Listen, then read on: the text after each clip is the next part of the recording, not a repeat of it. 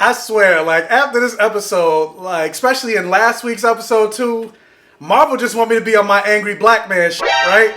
Which, I mean, I appreciate that they're even going here, but Jesus Christ.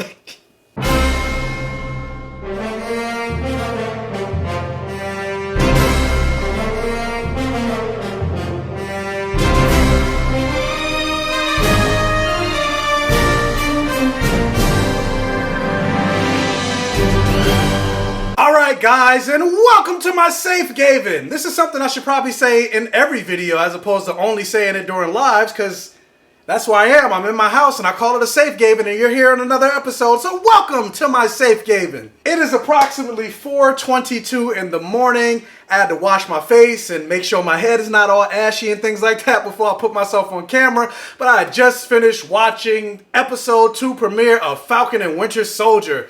What is this episode called? Hold up. This episode is called The Star-Spangled Man. And actually, hold up again.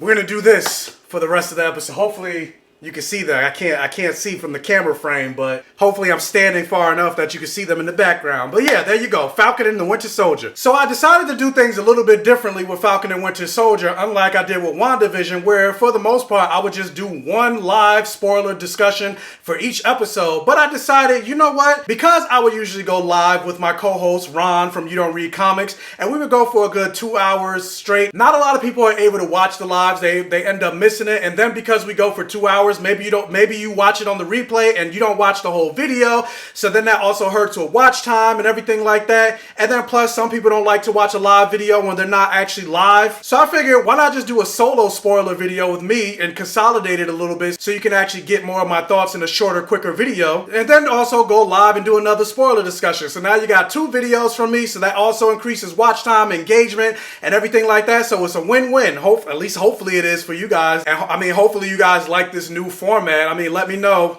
in the comment section below. We'll see how this works. But yes, if you guys have not seen episode 2 of Falcon and Winter Soldier, I will be talking full spoilers. I'm not going to do a full play-by-play of the episode. I'll probably more than likely save that for when I go live. I'm not sure when I'm going to go live yet. I have to hit up Ron to find out his schedule. But yeah, be on the lookout for that. Make sure you hit that bell notification button so when I do go live and I post the notification, you get alerted for that. But in this video, I'm just going to talk about certain things that called out to me, certain Easter eggs that I noticed, and also maybe give a little bit of comic knowledge on certain characters that showed up in this episode for those of you that don't read comics. So yeah, while the internet were losing their collective shit at that final moment at the end of episode 1 of Falcon and Winter Soldier, instantly, without this guy having any lines, he was already the most hated man in the MCU. It's almost as if Marvel cast him based on who has the most hated face. Because even when he gave that little wink and smile at the end of the episode, I was just like, oh, you motherfucker.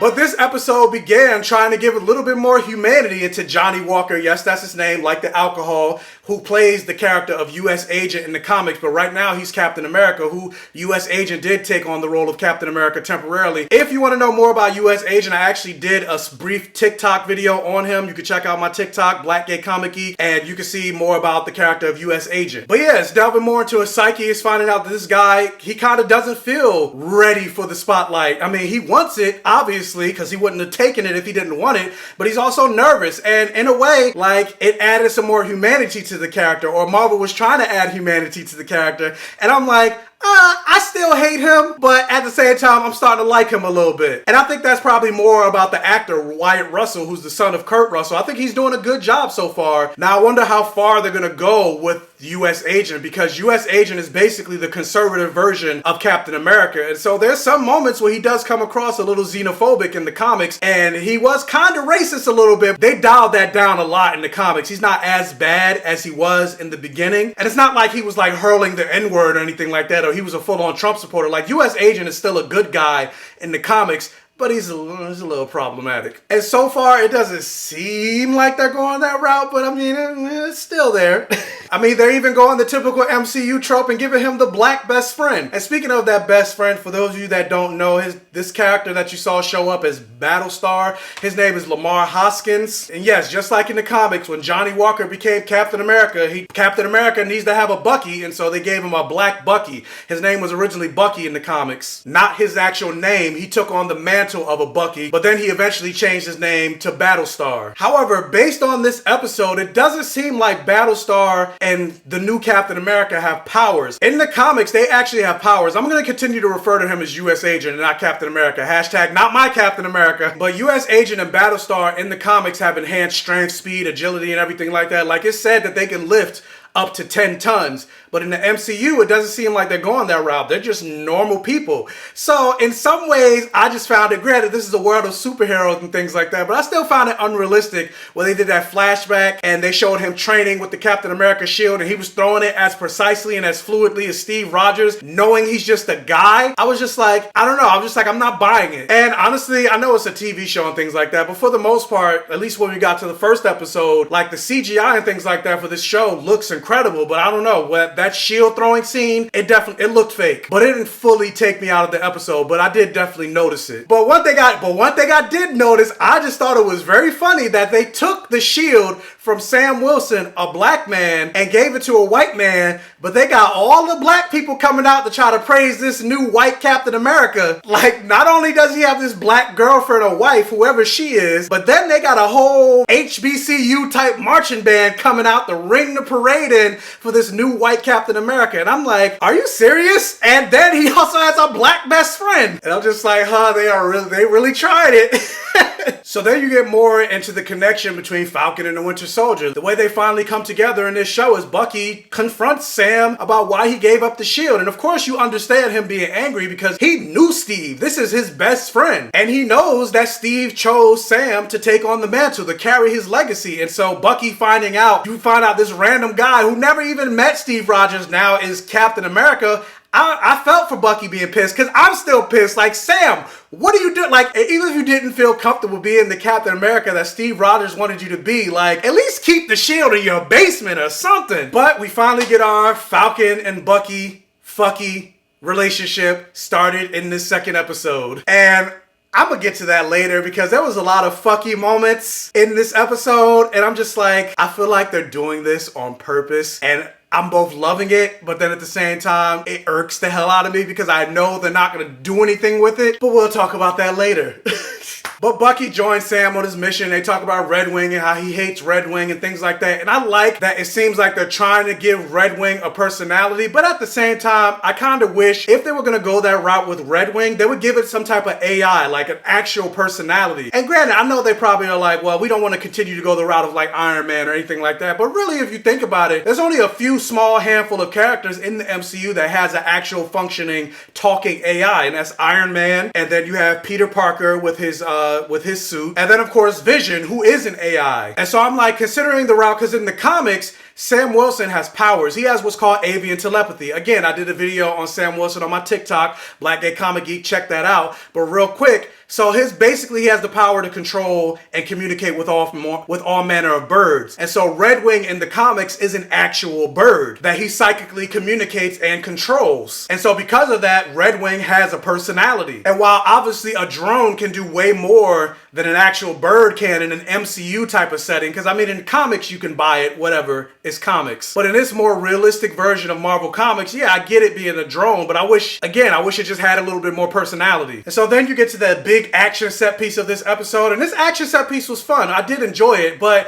I didn't like it as much as the first episode. I feel like there was a little bit too many jump cuts in this fight scene. Like it wasn't as fluid as the fight between like Sam and Burchak the Leaper, but I still found it very enjoyable and I still had fun with the action sequence. And then of course you saw our new Captain America and his new partner, his new black sidekick, and being that they're not going the route of giving the new Captain America and Battlestar powers, and even Sam Wilson as well, like I don't know, I just find it hard to believe that these people are standing toe-to-toe with these villains that are all super soldiers. Bucky, I get, because yes, Bucky's obviously a super soldier. We even saw moments of him running up and keeping up with the truck. It reminded me of the moment that happened in Captain America Civil War when he was running away from Black Panther. But I was also kind of like, really? What are you guys doing against these super soldiers? Especially with the way U.S. agent was throwing his shield against these flag smashers and how it was bouncing, how he was catching it and all this, and how accurate he was, and he's just a guy. I was just like, all right. And again, it's a comic book world. I know. But I don't know. It's just like that cognitive dissonance is just this one cognitive dissonance is just one thing I can't let go. But getting into a fucky moment, like, again, I feel like this show is doing it on purpose. So in a moment where Bucky is hanging off the side of the truck, Sam saves his life, and then they're rolling on the side of the road and arms are all up in each other. I guess that, they're trying to protect each other and things like that. And then they just land with Bucky on top of Sam, and like they're looking into each other's eyes. And then of course Sam says, "Get off me," and they push. I'm just like, come on now. And then you get to later in the scene where, just like you saw in the trailer, they're literally in couples therapy. The technique that the therapist was actually using with Bucky and Sam is something that she uses for couples. And then they had their legs, they literally had their legs in each other's personal space. And I'm just like, I feel like you're doing this on purpose. Like you're giving me fucky without giving me fucky. And it's so much queer baiting. And I'm just like, again, I love it because I want to see it. But then I'm just like, knowing I'm not going to get it, it irks the hell out of me. And I mean, yes, I get it. Sam and Bucky are not gay in the comics, but this is not the comics. Guess what? In the comics, Bucky is not Steve Rogers' childhood best friend, but he is in the MCU. In the comics, Sam has telepathy, but he doesn't in the MCU. In the comics, the reason Thanos wanted to wipe out half of reality is because he was in love with Mistress Death. There is no Mistress Death in the MCU. And not only just that, part of Bucky's backstory was taken from a canonically queer character in the comics. That whole childhood best friend fighting Steve's bullies and going off to army and all that stuff. That's a character named Arnie Roth, who was Steve Rogers' childhood best friend, who was gay in the comics. So they took his story, gave part of it to Bucky, and without adding the queer part. So that's another thing that irks me.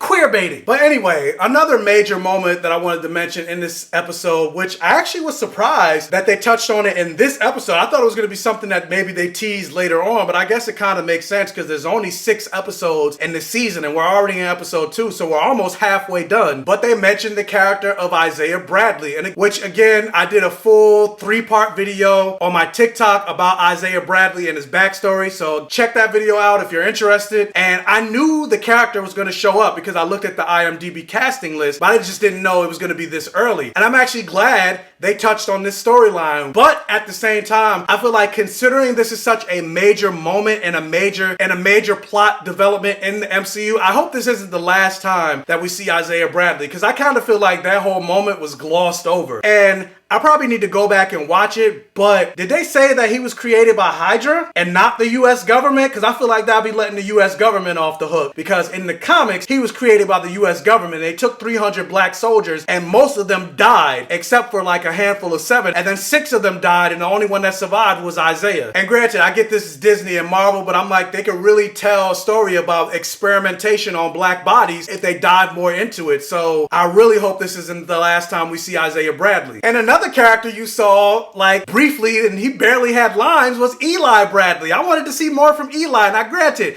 I know this isn't his story, but considering this is the first time you see Eli Bradley, who goes on to become Patriot of the Young Avengers, I'm like, Eli, I want to see more from Eli. I love Eli. I definitely recommend checking out that comic book series. It's called Truth, Red, White, and Black, written by Robert Morales and art by Kyle Baker. I'm not a huge fan of the art style, but overall, the storyline is something worth reading. For anybody that is interested in getting the Marvel comics, I get all my comics from what's called the Marvel Unlimited app, which is basically Netflix for Marvel Comics. It has basically almost their entire catalog on there for the most part. So you can read the storyline on there, as well as a whole bunch of other storylines. But then, of course, you got this moment, the moment that got me hot. While Bucky and Sam were in the middle of the street arguing in Baltimore, the cops roll up because they see a black man and a white person arguing. And of course, it can't just be 2 friends having a disagreement. What do they instantly do? They look to Bucky and say, "Sir, is he bothering you?" And I was just like, oh, Jesus. And granted, I appreciate and love the fact that Marvel and Disney is going here, because I honestly wasn't expecting it. This is Disney, for Christ's sakes. Hell, Disney has been known for being the perpetrators of racism with some of their movies like Songs of the South and Dumbo and etc. But the fact that you had this moment is real. And honestly, I mean, I don't know what I don't know, but I feel like but for the fact that this show is ran by a black man, Malcolm Spellman, they probably wouldn't have had a lot of moments like this or this moment at all. And it's also true for real life, and it goes to show, like, no matter how much of a star, a celebrity, or a hero you are in this world, at the end of the day, you're still a black man or a black woman. Like, high-profile celebrities still get pulled over by the cops, but for their high-profile status, they can end up another statistic or another hashtag on the media. And that's honestly part of what saved Sam Wilson, because Bucky was like, do you know who this guy is? And then one of the other cops recognized him. At that moment, like I said, that moment just got me hot, because the cop instantly looked into the white man and be like, sir, are you okay? Let alone the historical context of the fact that white domestic terrorism is the highest form of terrorism and the most dangerous form of terrorism in America. Like, if the cops should have checked on anybody, it should have been Sam Wilson. Hashtag hold white people accountable. But that's not the way the world works. The police were created as slave catchers, and now, you know, bad seeds create a bad tree, creates bad fruit, and cops were made from a bad seed. So here we are today, it still exists. Hashtag defund the police. But yeah, overall, that's all. Those are all the things that I wanted to talk about and touch on for this episode. I'm going to go more in depth on my spoiler review, but yeah, I really enjoyed this episode. I had a lot of fun in this episode, and I would still give this episode a blockbuster. I'm actually going to go and watch it again after I'm done editing this review and uploading it to YouTube. But now that I think about it, my last criticism before I turn this off, I will say, I do kind of feel like, and I mentioned this with the Isaiah Bradley stuff, because this show is only 6 episodes, I do feel like they're rushing through certain things, as opposed to where last week's episode, I feel like it took its time. It let its characters breathe, and you got to acclimate yourself to this new world and get to know these characters. But now it's just like, we're going at a breakneck pace because the show's almost over now at this point. So like I said, I really hope this is not the end of the storyline of Isaiah Bradley and, of course, Patriot Eli Bradley. And I also predict that U.S. Agent and Battlestar might end up getting powers by the end of the season, because Easter egg that they mentioned really quick towards the end of this episode is an organization called the Power Brokers. And the way U.S. Agent and Battlestar got their powers in the comics is from the Power Brokers. So I'm assuming that's also how all these Flag Smashers ended up getting their powers as super soldiers. So we'll see. And maybe, hopefully, Sam Wilson will get super soldier powers by the end of this show as well. Because I'm like, yeah, give him power. Like, just at this point, give him powers. Just give it to him. I want to see a powered black Captain America by the end of the show, other than Isaiah. But yeah, blockbuster. So, but the question is, what did you guys think about this episode of Falcon and the Winter Soldier, the Star-Spangled Man? Let me know down in the comment section below. Also, if you can, please hit that thumbs up button. It'll really help out with the channel. And if this is one of your first time checking out one of my videos, please check out the other videos on my channel and hit that bell notification button so you're alerted every single time I post a new video. Again, I'll be posting probably later on today, if I'm gonna go live later on today, or maybe I'm gonna go live tomorrow. Just so be on the lookout for that. And also, and while you're at it, tell your friends, families, and neighbors about my channel to help me continue to grow. And as always, I will catch you guys next time. Hashtag hold white people accountable.